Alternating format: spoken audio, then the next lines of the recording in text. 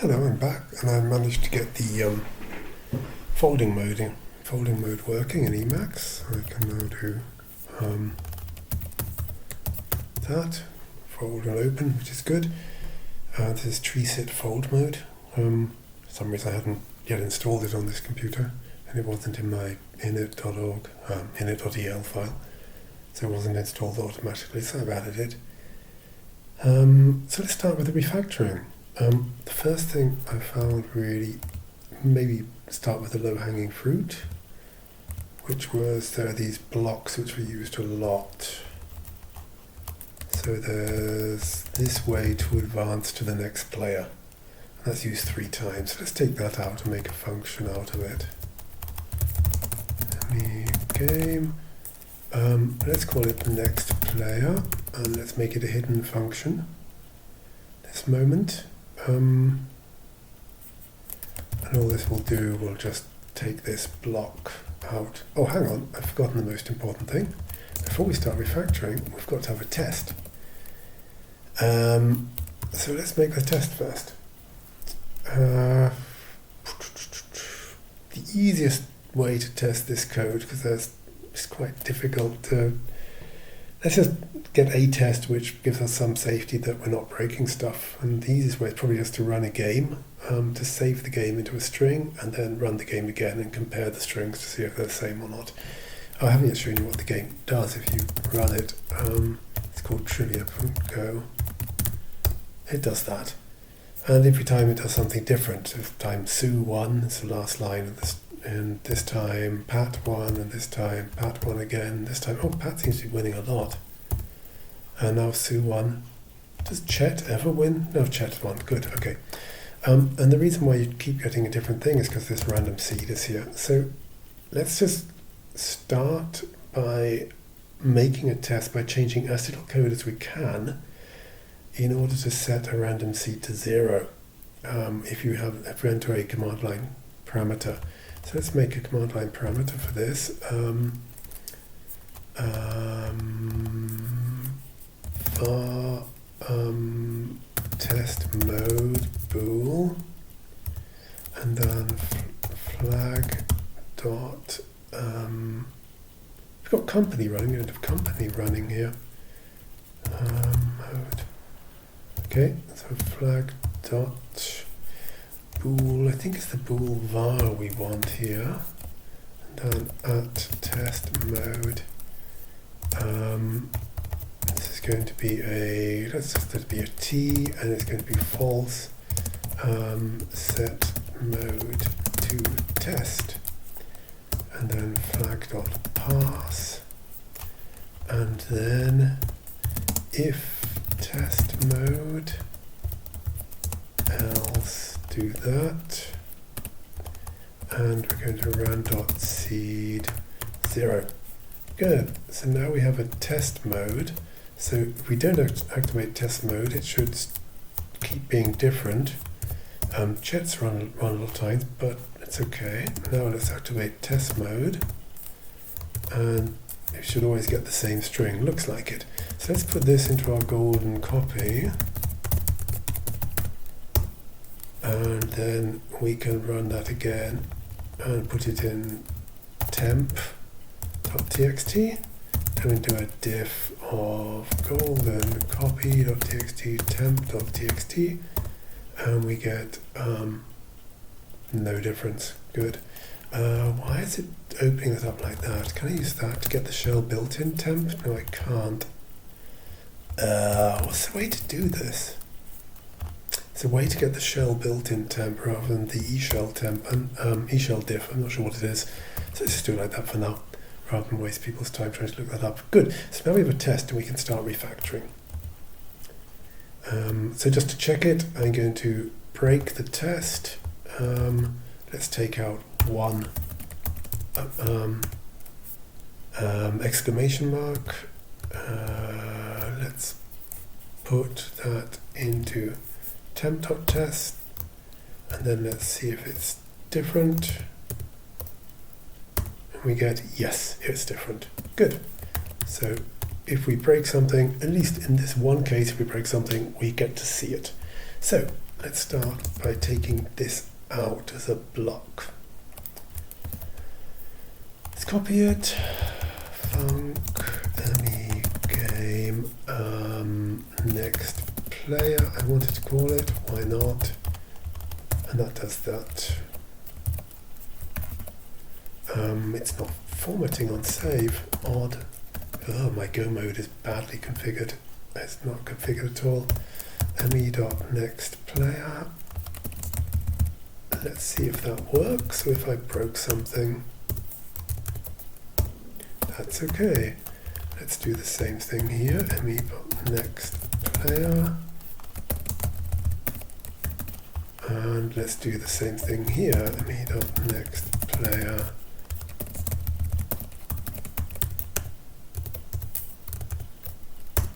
Okay, good. First bit of refactoring is done. This makes it a little bit easier to read. There was another function which was used a number of places. Oh, this is the same thing. This is another next player, isn't it? So let's do that here. Next player. Let's see if that's okay. Yeah, it is. I hope we're going into that line. I don't know if we are. There was another function which was being used a bit here. Oh yes, this was advance the player, moving to the next place. So let's make a rule for that. Advance player, can't spell. What do we need? We need to have the role. I want to do that.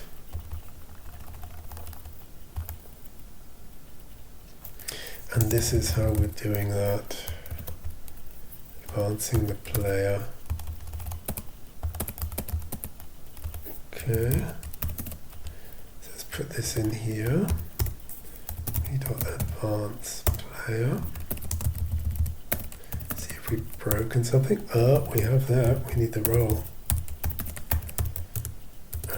Garand diff. Good. It's looking good. Looking good. Advanced player role. Good.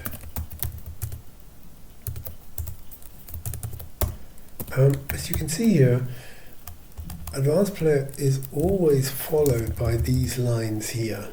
You see, so this is printing something to the screen about where the new player is. I'm not sure if that should be part of the advanced player command, which just changes the internal state of the game.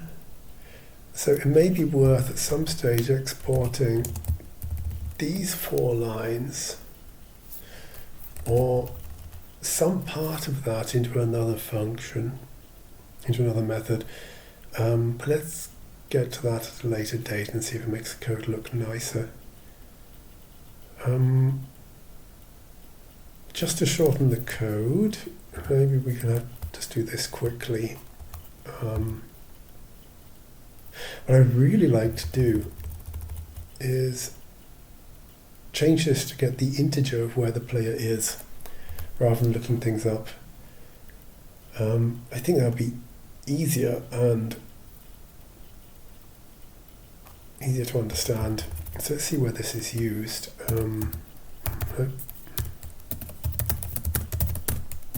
It's used here and here and here. Okay. So it's used in a number of places.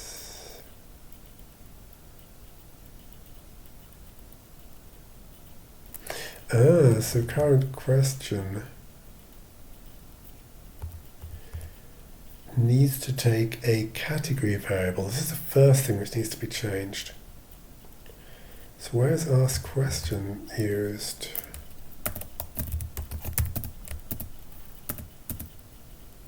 It's used in these 2 places. So let's just give it the category here.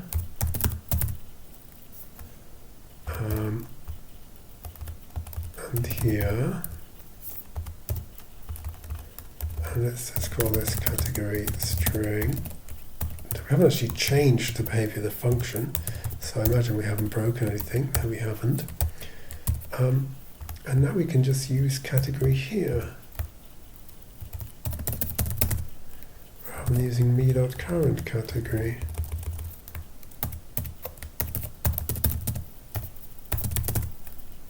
I can't write.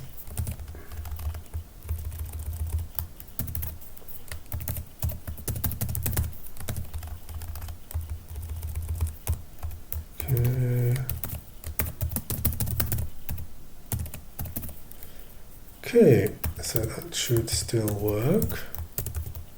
It does. Good. Something else going on here? Well, something which I don't like here is you've got the same block of code pretty much 4 times.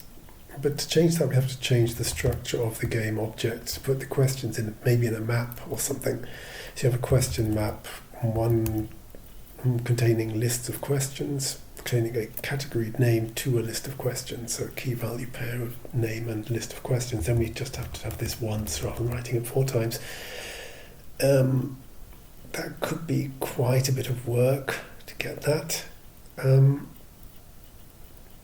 Let's instead work on, let's finish what we're doing here with the current category thing to begin with. So now we have the advantage that the current category is used much less often. So let's make a category is equal me.current category. Then we can put that in here. We can put that in here as well.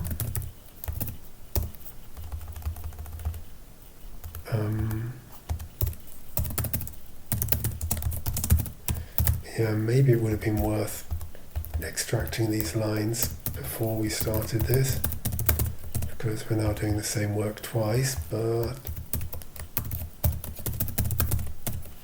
it's still easy enough to understand. So now we can work out how best to get this current category. And what I wanted to do here with the current category, now I've activated this, let's close that. Current category, I wanted to introduce the place as a variable. So let's take a place int coming in here, and current category is going to explode now and say no, don't like that. So places me.current player is how to get the place. Let's put it in here as well. Make sure I haven't broken anything though. I haven't actually changed any behavior without refactoring, so I don't think I have. And now we can just replace this all over again.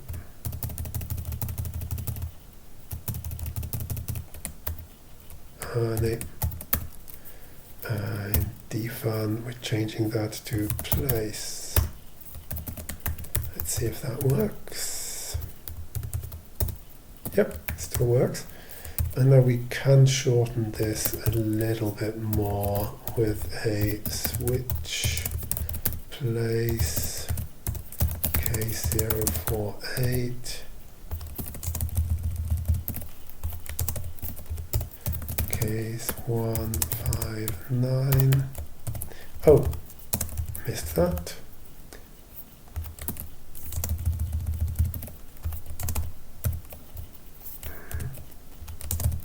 Then a case 2610, and then a default here. Okay, so that's probably, let's see if that works. Have I broken it? No. Cool. Well, that's a bit shorter now. Let's also close that. We've got this next player function. What's the next thing to do? Okay, let's go back up to this method here. Or shall we do the questions first? And I think one thing which really strikes you about this method is that there's a lot of me.advar and me.something, and then you're indexing by, oh, as you can see when I highlight it, me.current player is, there are 20 uses on this screen alone, somewhere around that. There are lots of usages. And And that's a bit much. What you could probably do is find a way to set. Well, certainly, you could set current player index here.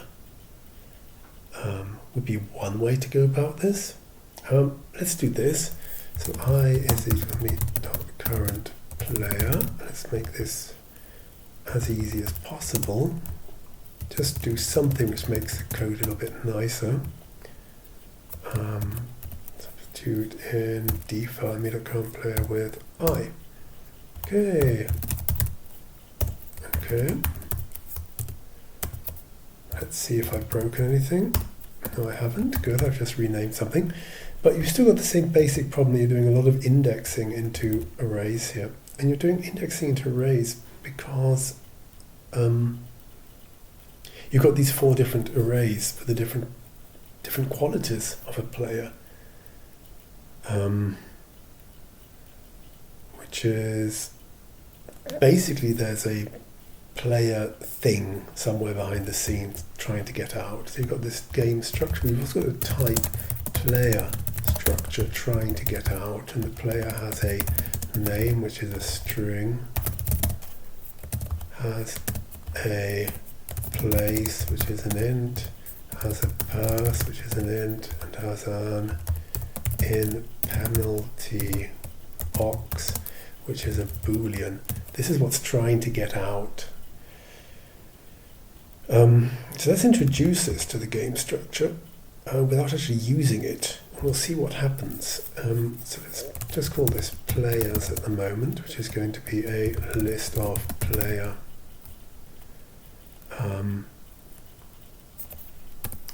Okay. And when we add a new player to the game, where's the add method here? Yeah, let's just add here a new player. Players, this guy should append me dot players at player name. Okay, so just add that to the game. So now we've always got a player object. We could already use this player object in certain ways. I mean, the name will never change throughout the game, so we can already use the name of this player object. So let's do this. Name is equal to me.players. Let's take this down a line. E.name. Now we've got the name. We can replace this me.players e all over the function with name. So let's do this all over the method. Sorry. Name. That with name. Yep. Let's see if that works. Should I break something? Nope, that worked. Because the name is fixed, it never gets changed, just gets attributed, so we don't have to worry about syncing changes back. Let's see if that's used somewhere else. Yes, there it is. Me.players. Me.players, me.players. Well, there aren't many uses. Okay, good. Well, let's do it the same here then. We got this I is equal to me.currentPlayer. We're taking that out. The name is equal to me.players e.name. Sorry, that one. Me.currentPlayer is I. Let's do that first of all. Let's see as define I. Should have done that from that point. And name is me.players I. Let's do this as well in this function.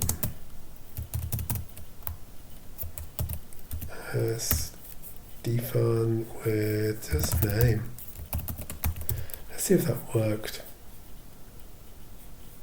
Oh, there's another block there, isn't there? I'm trying to get out, I see, but let's see if that worked. That did. Got another me.players here. Let's take this out as well.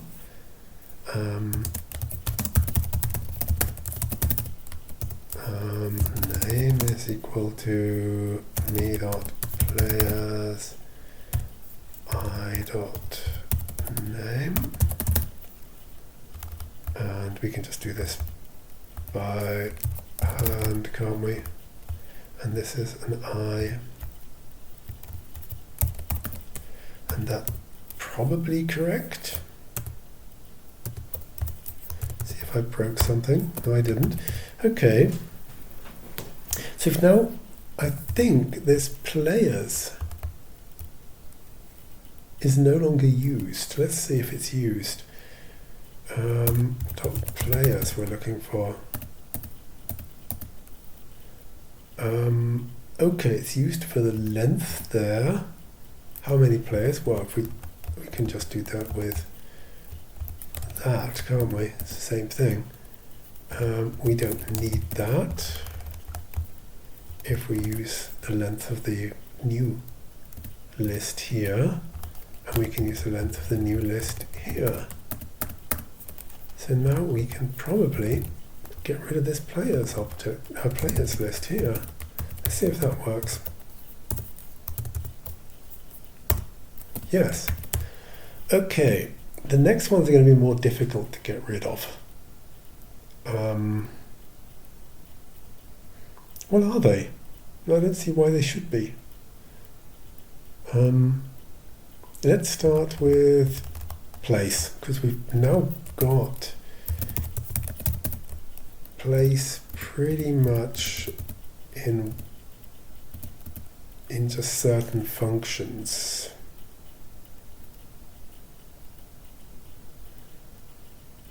Yeah, we've got place in certain functions, haven't we? Yep, so here we're just adding things to the place list for some strange reason, don't know why. That's going to disappear at some stage. Then we're adding the new player, that's going to disappear at some stage. And the important thing is, where is this used? It's used here in the advanced player.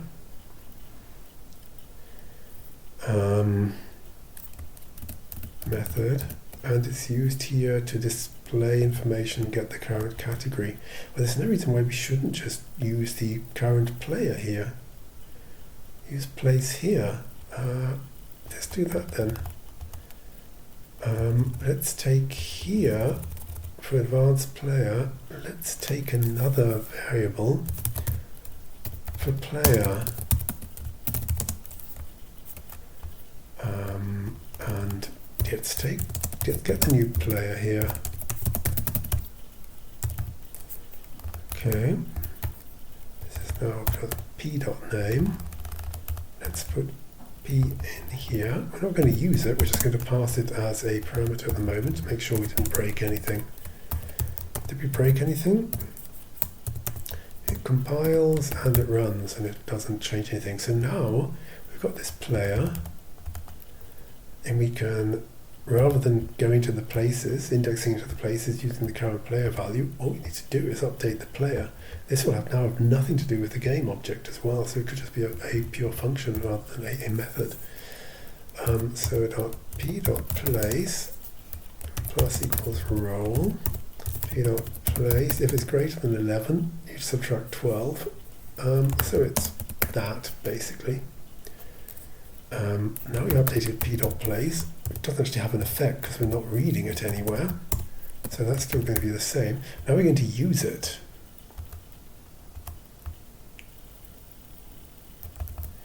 Let's see if that works here. Let's use it. I can't type.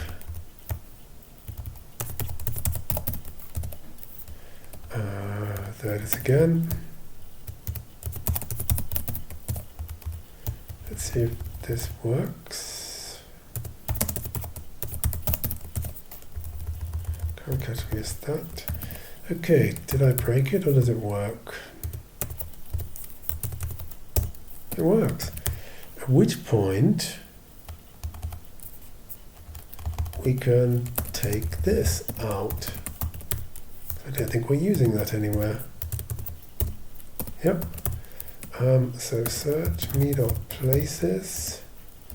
There it's just being created, there it's just being created. It's only being used where it's being created.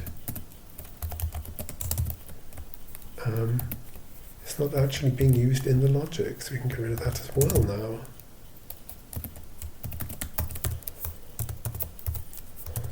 Okay, we're getting better. Next one to go would be parse.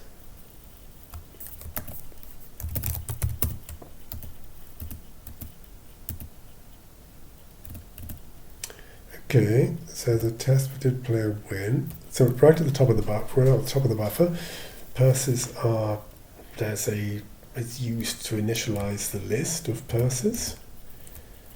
It's been set to 0 here again. I don't know why. Oh, it's even worse than that. It's been set to 0 on the next player, not on the current player here. Strange. Yes, this is very buggy, isn't it? Then it's modified here. So let's just use the new parse. So we get the new current player is me.player players e. Let's use p here. p.parse plus plus. And das ist as well p.parse plus plus. So we're not actually using, we're just setting the parse variable, not actually using it. Now let's start using it and see if it works.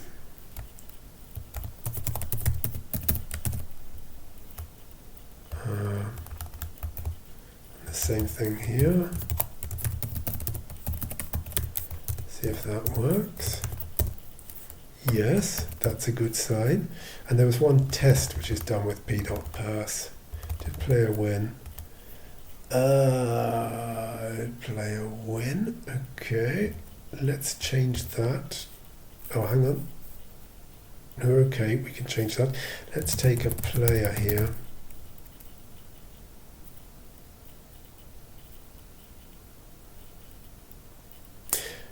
Yeah, let's take the player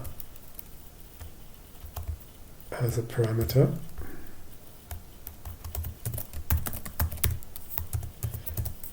We know, maybe wondering why I decided to take the player as a parameter. I think that's cleaner because in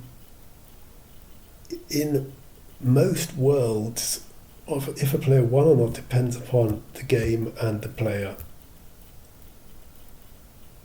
And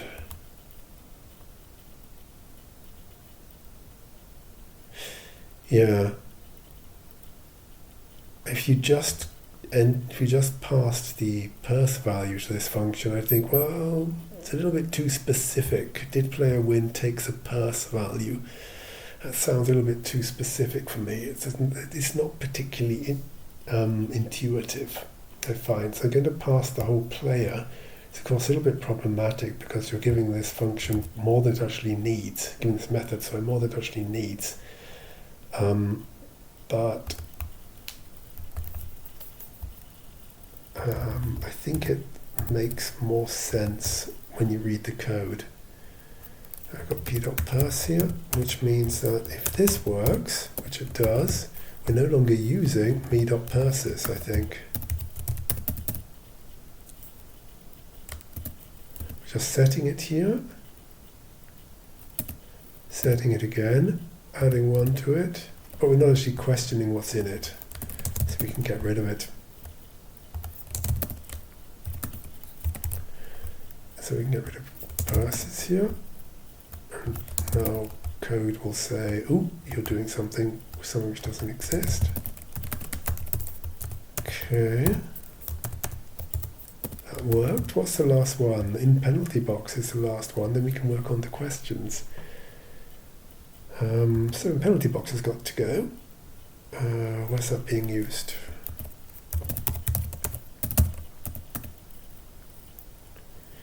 Here we're just setting the initial value, and now we're getting the in penalty box. Oh, that's interesting. This is setting the initial value, and then from this moment on, you're checking to see if it's in the penalty box here, if the current player is in the penalty box, and then you set it to true, but you can never set it to false. That sounds like a bug in the game logic. Okay. So let's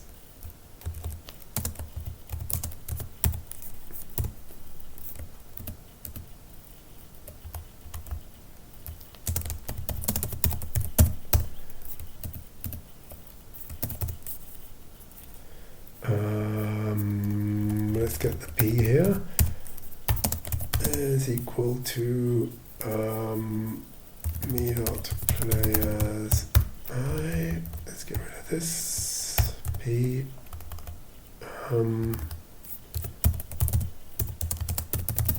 Okay, so our P dot in penalty box should exactly mirror the value of me in penalty box subscript I. Okay, it seems to work. I'm not sure we actually need a name here. Let's get rid of that. So now we should be able to get rid of this me in penalty box thing. Seems to work.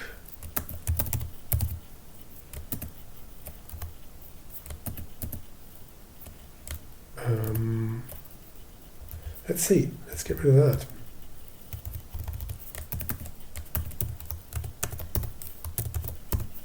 Yep. Dot in penalty box. Okay, get rid of that.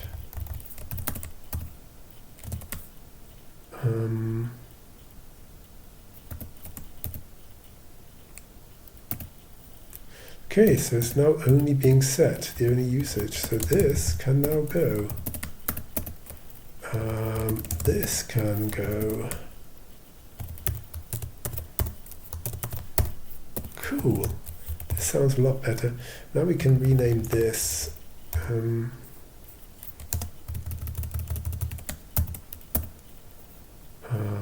Buffer players.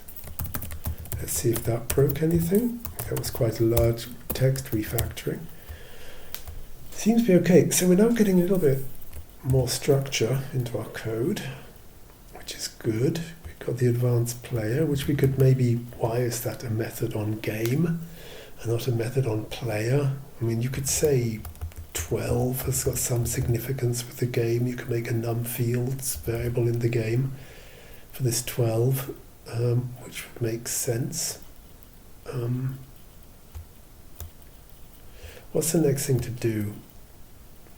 Maybe we can have a look at this method and try to simplify it now. Because basically, as you can see, this block, these 5 lines are exactly the same as these 5 lines.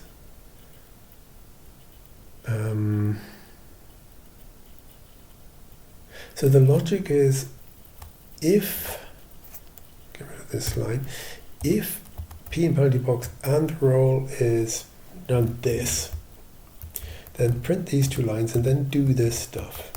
If in penalty box and roll nicht blah, then just do this. If not in penalty box, no matter what, do this stuff. Okay, well, let's make a method for do this stuff. Let's call this turn.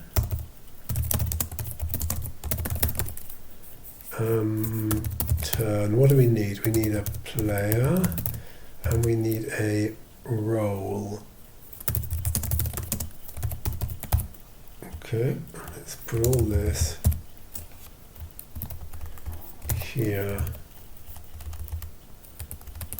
Yep, that's not good, is it?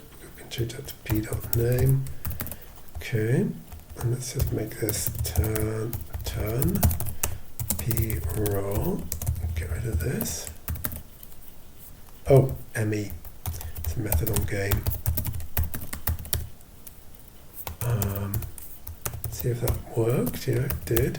We can do the same thing here now.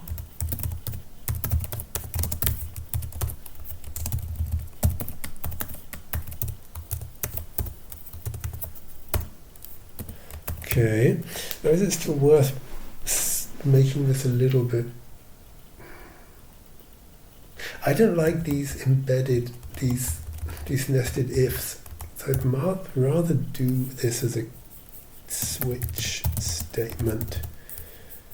Case p dot in penalty box and roll not equal 0. Let's take this stuff.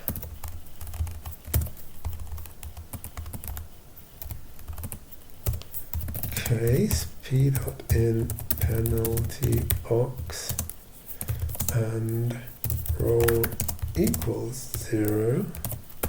Though I would really like to have a variable for roll equals 0, some sort of name. I wonder what it means. Default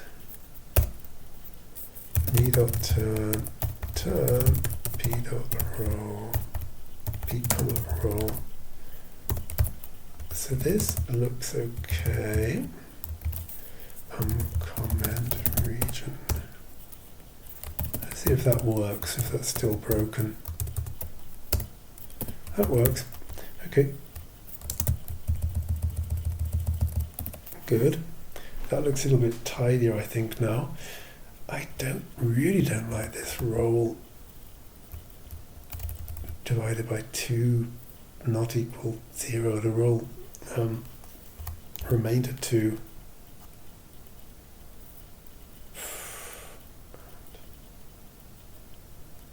Let's call that something else. Penalty box exit success. Okay.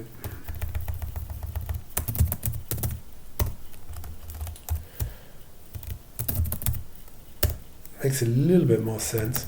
Strangely, this would be a lot clearer in COBOL than it is in Go. You can have table tests in COBOL. You've got lots of different variables under each other which are being tested in the different branches of the evaluate clause, I think it's called. But whatever. Okay, now we're getting a little bit further.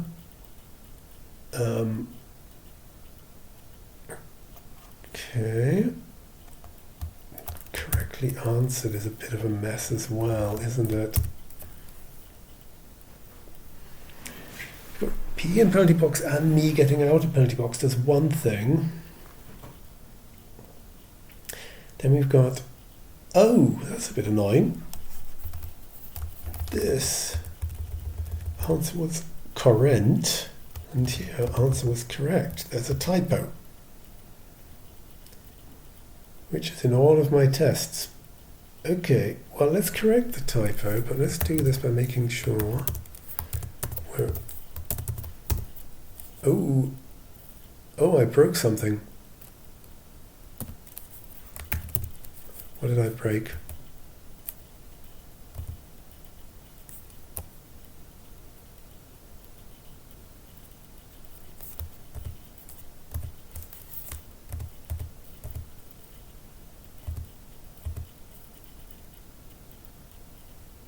Oh, and not penalty box exit success. Oh, I didn't test that. Okay, yeah, it's okay now. Good. Okay, let's correct this typo. So the code is the same now. If I change this, I expect it to break. Yes, it breaks. But let's save that as the new golden copy. Let's make it golden copy 2.txt. And now when we run our temp and diff golden copy 2, we're okay. So I've now corrected the typo with a second golden copy. So what we basically see is we've now got all of this is exactly the same as this. Let's make a function out of this. Func correct answer. What do we need? We need P, the player, is all we need here. And we need to give a Boolean back. Because we need, whatever we do here, we need to return it as the winner if we extract the whole of this. Yeah, let's extract the whole of it and see where we go to. Okay, that's a p.name. See where that gets us when we do all this.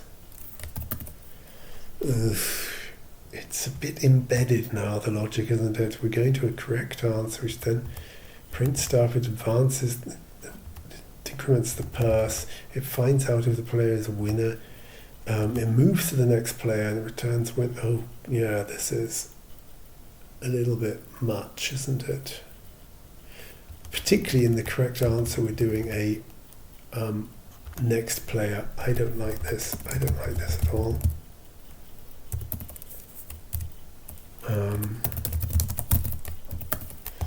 I don't like that. Moving to the next player in a method called correct answer is just weird.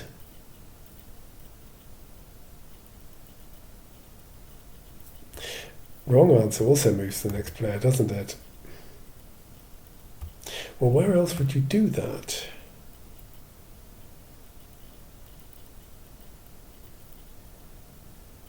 I mean, you could have a next player here.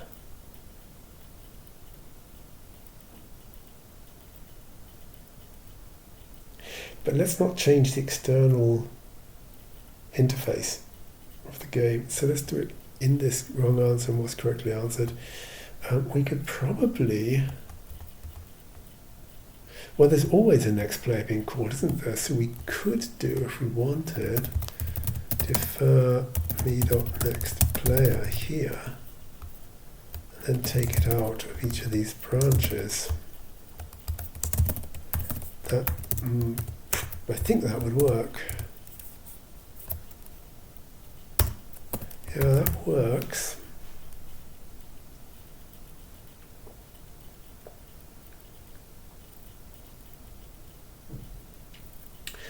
I don't really like doing much more here. Well, let's just change it into a switch statement, because I think that always looks better. Case p.in penalty box and me.is is getting out of penalty box. Take all this stuff.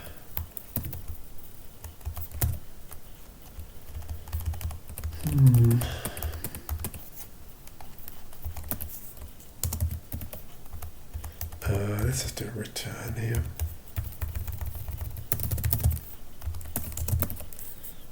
Case p.in penalty box and not me.is getting out of penalty box is just return true. Default is, well, this block, isn't it? Which was this block here.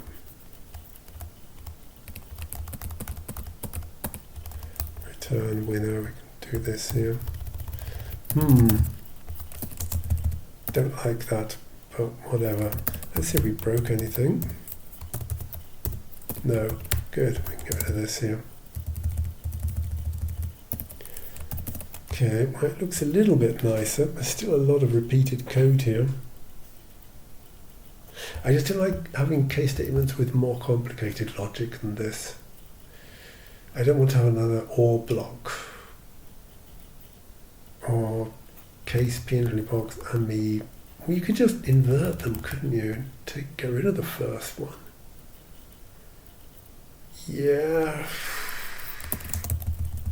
I mean, that's the same thing, isn't it? So let's do that. Okay.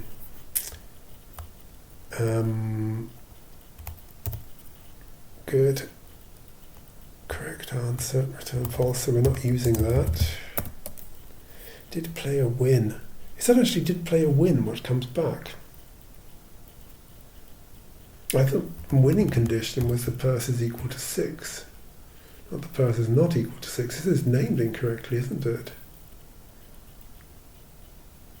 Yeah, there's lots of funny stuff going on here, isn't there, when it comes to these Boolean values. Why correctly answered is when you don't answer a question, you get true correct.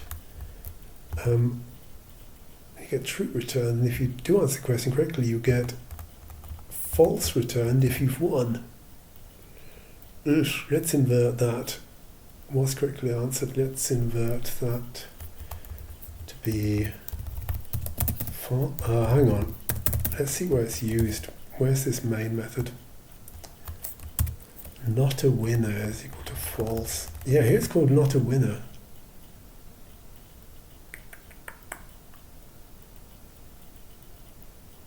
And if not a winner. So let's change this round to be a winner, or winner found.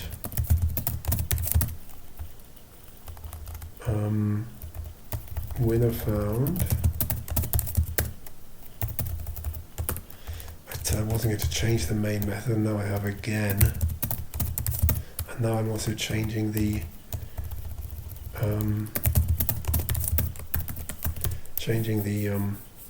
interface, so I will be changing the interface. But I just don't like this here with game wrong answer. Let's get rid of this. Game wrong answer is return false. Okay. Yeah, and game was correctly answered.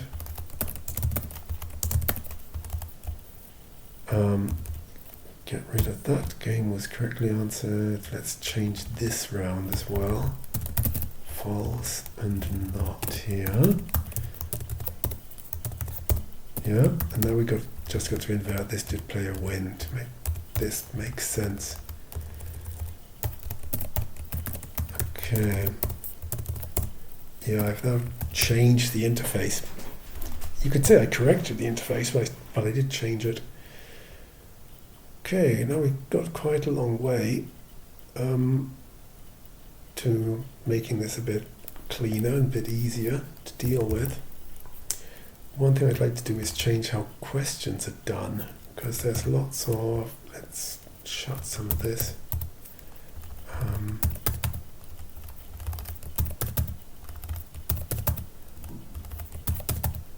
Okay, good. Because if I answer this, oh no, got it. We've got this advancing of the category here, 4 times the same thing. So let's do, and I think it's a bit odd to have fixed categories in the game object. So let's change how we're dealing with questions. Let's have a questions, which is going to be a map from a string to a list of string.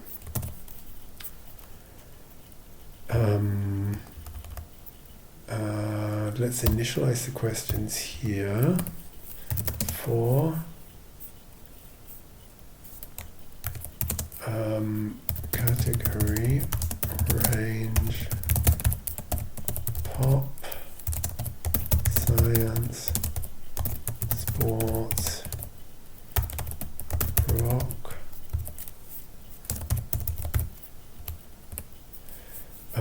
game.questions category equals append game.questions category format of this printf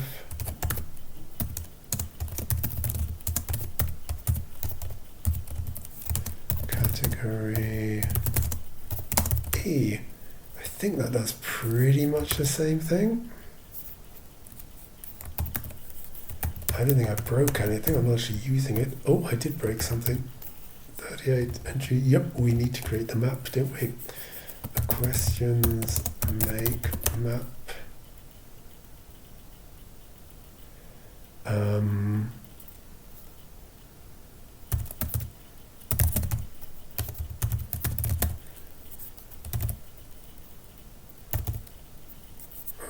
Okay.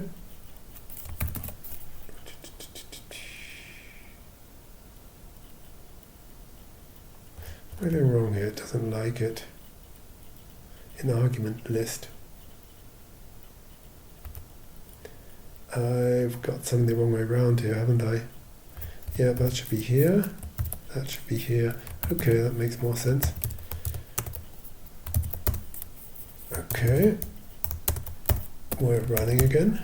We're cooking again. So, where are we using these pop questions? Rock questions. These ask questions, aren't we? And we're using the current category thing here as well, which doesn't really ask the questions. This should be okay. Yeah, okay. Let's not worry about that at the moment.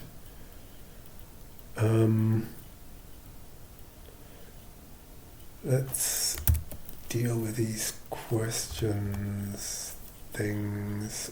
Okay. Questions is equal. Let's call these queues here.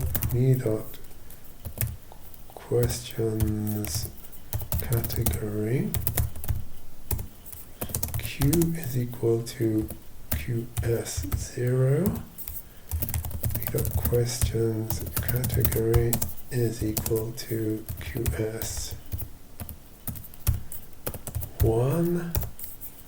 format.printf Q. That seems to make sense. Did I break that in some way?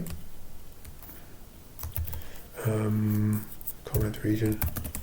Is that okay, or did I break stuff? It's okay. Good. So this stuff disappears. And now comes the question, are we actually still using these categories at all? So we're looking for me.pop questions when we're creating it. That's the only usage. So let's get rid of all this stuff. Let's get rid of them up here. And now div. Cool. We've got somewhere.